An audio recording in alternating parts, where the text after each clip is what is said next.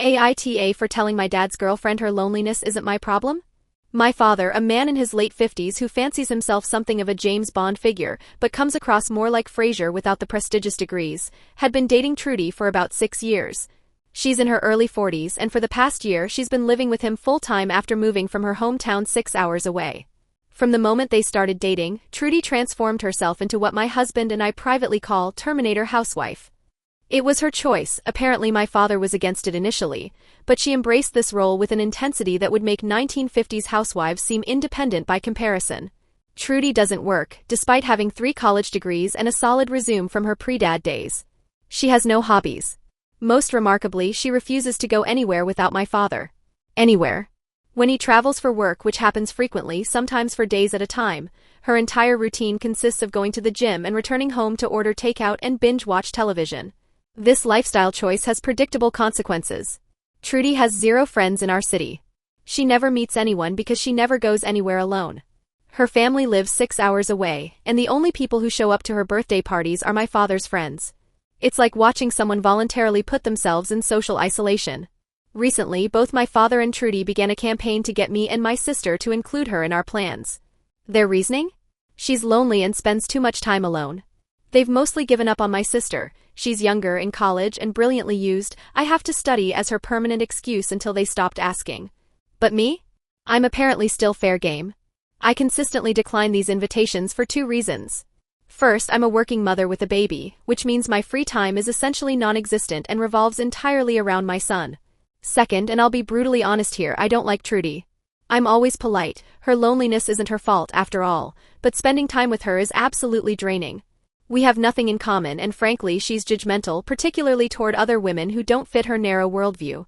The breaking point came on a weekend in late August. My father was out of town, and on Friday evening Trudy called to invite my husband, our baby, and me over for a movie night. We politely declined. My husband needed to catch up on work, and I didn't want to venture out alone with the baby. Both reasons were completely true.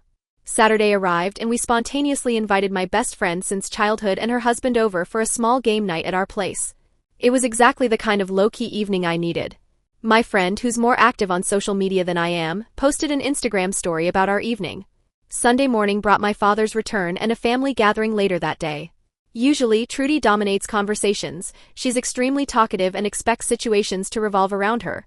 But that day she was uncharacteristically quiet. As my husband and I prepared to leave, both my father and Trudy cornered me. The confrontation was swift and uncomfortable. Trudy had seen my friend's Instagram story and felt hurt that I hadn't thought to include her or accept her Friday night invitation when she was home alone and lonely.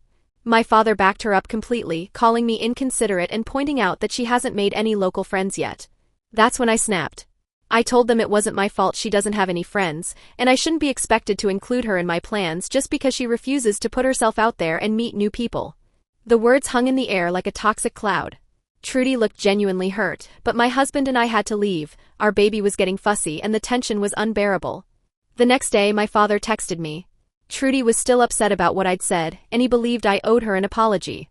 He accused me of bullying his girlfriend by refusing to spend time with her and claimed I was being rude by implying her friendlessness was her own fault. I understand how my words could seem harsh, but I was frustrated by being treated like Trudy's personal cure for loneliness. Still, the bullying accusation stung. Was I really being unreasonable? Let me paint a clearer picture of why spending time with Trudy feels impossible. She's the type of person who, when she wants something, tries to mold existing situations to fit her needs rather than seeking what she actually wants. She expects every interaction to center around her, disregarding others' boundaries, schedules, or needs if they interfere with her desires. She's also incredibly judgmental, especially toward women who don't mirror her lifestyle choices. As someone with more liberal views, I often feel her disapproval, though she's too passive-aggressive to voice it directly. She acts like a teenager despite being in her 40s, obsessing over Y2K nostalgia and discussing topics that feel painfully immature. During conversations with her, I feel like I'm listening to a song I hate while forcing myself to smile because someone else enjoys it. My husband and I have actually left family gatherings early because we couldn't handle the exhaustion of pretending to enjoy her company. The most baffling part? She has every opportunity to change her situation. They live on one of the most popular streets in our city, surrounded by activities, clubs, and social opportunities. She has a car, money, and plenty of free time. There's literally nothing stopping her except her own choices. When people suggested she could join clubs, volunteer, take classes, or get a part-time job, I wanted to scream, exactly. She has all the resources and none of the excuses. The only barrier is her unwillingness to step outside her comfort zone. A few days after my original post seeking advice, I decided to take action. I reached out to all my friends who know Trudy and asked them to either block her on social media or remove her as a follower. I also removed her from my own private Instagram account. While I don't think she was stalking me, she's constantly on her phone, so seeing my friend's story was inevitable. I wanted to prevent future incidents. I then arranged to have a one-on-one lunch with my father. We needed to talk things through without outside interference, so I specifically requested it be just the two of us at a restaurant near my home. The day arrived and my father called with an update. Trudy was insisting on coming along to keep us company. I firmly declined, explaining I wanted to speak with him privately. This triggered a small argument because he didn't want to leave Trudy alone. Frustrated, I suggested we reschedule. Instead of waiting around, my husband and I took our baby to the park and enjoyed our own lunch together. That evening, I vented to my husband about what had happened. His response was perfect. I love that you're still trying to be nice to them, but I don't think it's working. Between his observation, the supportive comments from people online, and my own exhaustion, I decided to stop trying to manage everyone else's feelings. I couldn't force my father and Trudy to understand my position, but I could certainly establish firm boundaries. The next day, I called my father while Trudy was at the gym.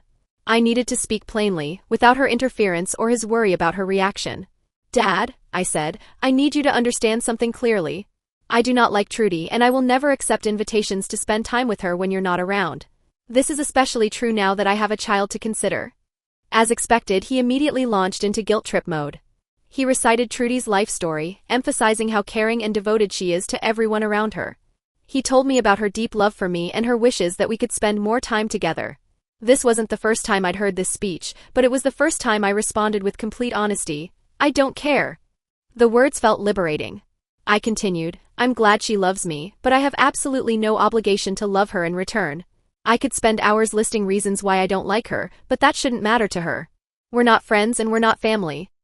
The argument stretched on but eventually shifted to the core issue, Trudy's social isolation. I reminded him that they live in an incredibly vibrant part of the city with countless opportunities for meeting people and developing interests.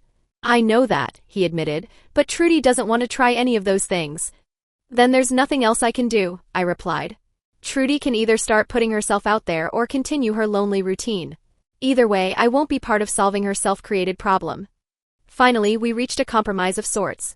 My father agreed to stop pressuring me to spend time with Trudy, though he couldn't guarantee she would do the same. I reassured him that I would always remain polite to her, but I wouldn't pretend to like her just because they wanted me to. My husband and I have developed multiple theories about Trudy's extreme codependency, hence our nickname Terminator Housewife, but we both agree it's profoundly unhealthy for everyone involved.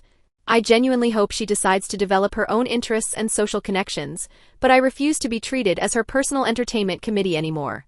My son is my priority, not managing a grown woman's self-imposed isolation. The aftermath has been interesting.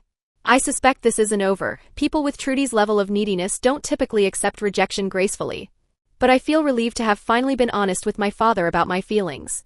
I don't believe in going around telling people you dislike them like a playground bully, but keeping this secret had become exhausting. My relationship with my father was never perfect, but it's significantly better when Trudy isn't monopolizing every interaction. In my early 20s, when he noticed I'd spend less time with him during her visits, he insisted I'd get used to her eventually. 6 years later, I can confidently say that never happened. There's more to this story that adds context to the dysfunction. Trudy was originally my father's affair partner before becoming his girlfriend, which explains some of the secrecy around their early relationship and perhaps her desperate clinging behavior. She seems to have this vision of complete romantic codependency where she never has to worry about anything as long as her entire existence revolves around her partner. What strikes me most is the waste of potential. This is a woman with 3 college degrees who built a decent career before deciding to become completely dependent on my father. The most professional interest she's shown in years was wanting to be his personal assistant, basically finding a way to make even work revolve around him. When I see her at the gym talking to people but never developing those conversations into friendships, or watching her judge other women for making different life choices, I realize the problem isn't inability, it's unwillingness. She's chosen isolation and is now demanding that others solve the natural consequences of that choice. My father, for his part, seems torn between enabling her behavior and recognizing its unhealthiness.